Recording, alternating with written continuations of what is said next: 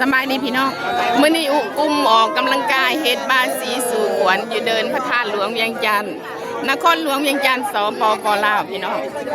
มาเบิ่งนำกันความอลังการงานสร้างของบรรดาแม่สู่ขวัญให้กันโอ้โชคดีปีใหม่เด้อโชคดีปีใหม่โดยสุขภาพแข็งแรงสุขกายสุขใจแม่เอ๋ยสบายดีโอ้มื้อนี้แม่เฮามาหลายได้มื้อนี้ได้โอ้สุดยอดเลยเอาสุดยอดเลยแม่เอากินทอดเด้อกินทอดเด้อโอ้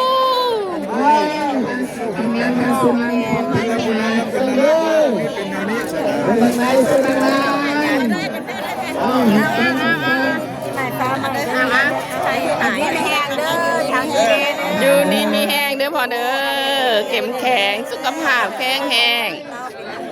สุขกายสุขใจโดย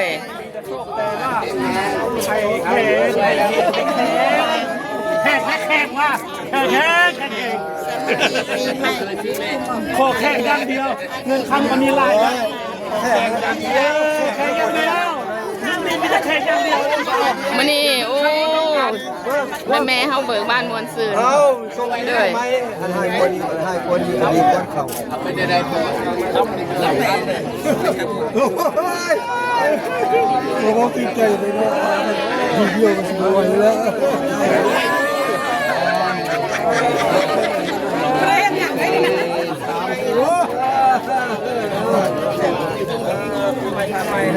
สบายดีพี่ใหม่สบายดีพี่ใหม่หัวหน้าพี่น้องเอ้ยนี่หัวหน้าเด้อนี่เด้อ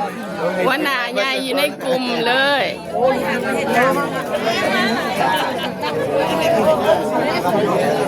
มาหลายปีจนลูกหน้า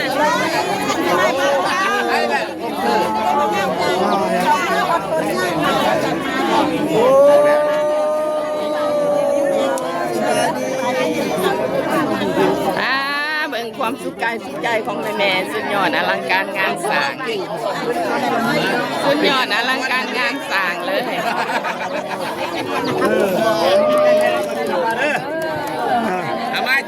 สบายดีปีใหม่เด้อแม่จังน้อยห้ามสู่ขวัญเอาแขนให้เจ้าตอนนี้เก็บภาพก่อน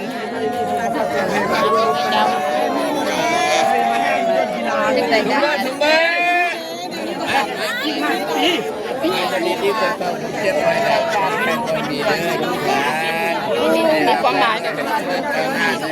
โอ้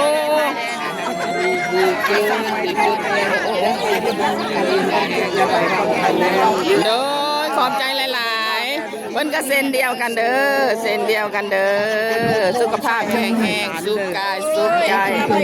อายุวันนาสุขภาละเด้อสาธุเด็กๆทำร่ำรวยเอาปลาใหม่ปีใหม่สาธุ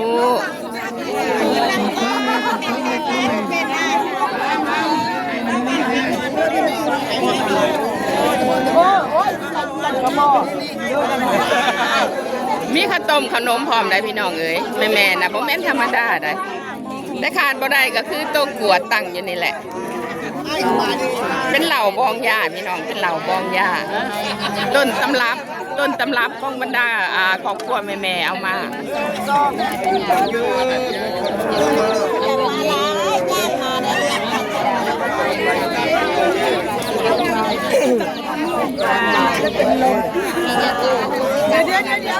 ตอนนี้ยังทันตอนผูกคอต่อแขนจังหน่อยมีการตามหินคลองประเพณีได้พี่น้องเอ๋ยลำวงมาตรฐานขาดบ่ได้ เพราะว่าล่าวเฮานี่ถ้ามีงานอันใดอันหนึ่งถ้าบ่ฟ้อนลำวงแล้วบ่แล้วเด้อพี่น้องเด้อต้องได้ฟ้อนลำวงได้จังหน่อยนี่ได้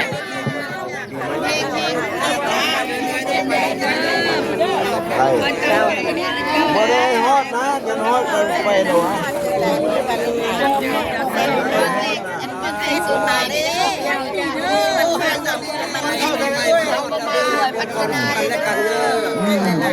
บ่ฮู้นะบ่ฮอดนะจะนอนไปเจ้ามารู้สึกไหนมีแต่ภาคภูมิใจหลายขอเชิญ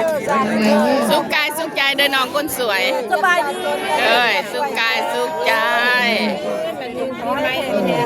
เงินทองไหลมาเทมาเด้อเฮงๆปังๆทุกด้านเด้อทุกด้านธุรกิจการงานจ้ากันหนึ่งไว้กันสิมาบนท่าเล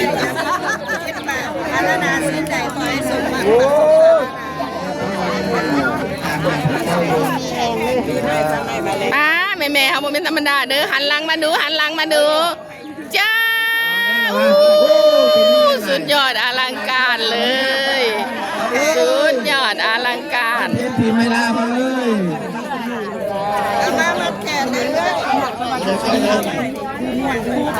ตอนนี้เขายังบริจาคพระเขาจะได้พี่น้องผูกคอต่อแขนก่อนหลังจากผูกคอต่อแขนลากา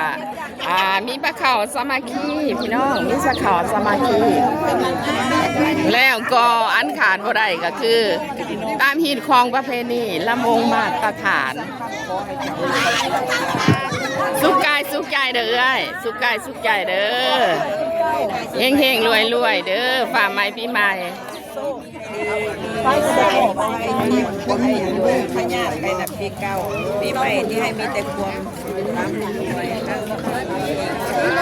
แข่งตลอดไป